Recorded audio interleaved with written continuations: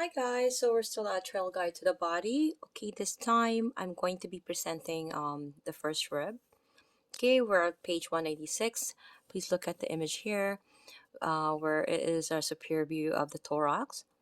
Okay, please watch my other videos so it will make sense more clearly.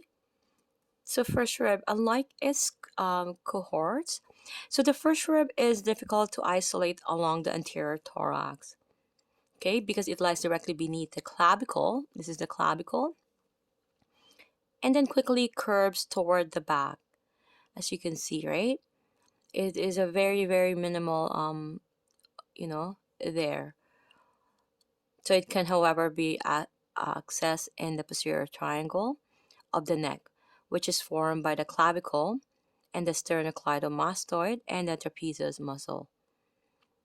Okay, so the scalene muscles found across the posterior triangle and attached to the first and second ribs. To access the first rib, you must palpate through the scalenes. The brachial plexus and the subclavian artery pass between the first rib and the clavicle.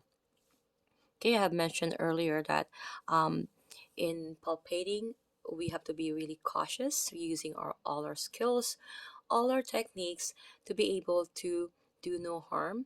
Make sure that nothing is compressing any brachial plexus, any artery, or any veins, or any nerve for any instance. Okay, so again, a plexus is a nerve joining together, and then again, it's branching off. Okay, so compression or impingement of the brachial plexus or one of its nerves can create a sharp, shooting sensation down the arm. If this should occur, adjust your position to one side. Also ask your partner for feedback. So this is really important. You're going to have to ask your client for a constant, not just once, constant feedback. Are you okay? Are you comfortable? Okay? So having your partner in supine position, you're going to soften the overlying tissue by passively elevating your partner's shoulder. You're going to locate the clavicle and upper flap of the trapezius to identify the posterior triangle.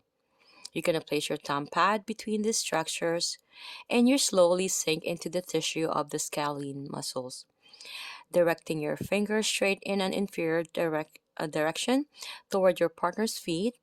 You're going to as your fingers sink into the tissue, you will meet the solid resistance of the shaft of the first rib. You're going to ask your partner to take a slow, deep breath into the upper chest. Can you feel the rib arise? Okay, so these are confirmation that you are on the proper landmarking. And look at the image here where the therapist is palpating the first rib while the client is in a supine position. Okay, so having your client, your partner in a supine position, when palpating in the posterior triangle of the neck, the posterior aspect of the ribs can sometimes be confused with the superior angle of the scapula. So distinguish between these structures by palpating in the posterior triangle and locating what you believe to be the first rib. Okay, so check it by passively elevating and depressing the scapula. So the first rib should remain stationary during this movement. Okay, so it is not uncommon for the number of ribs to vary from person to person. There are ordinarily 12 pairs of ribs, but on some people, 11 of 13 pairs can be found. If there is an extra rib, it may be bilateral or merely unilateral. Bilateral meaning it's both sides, left and right, and unilateral meaning it's only one side, okay? And will be found either in the cervical or lumbar areas. If you watch my other videos, you would know where is the cervical or lumbar area. So cervical rib often articulates with C7 and can be felt in the posterior triangle region of the neck at the level of the clavicle. An extra rib in the lumbar will extend off L1. See you guys in the next video.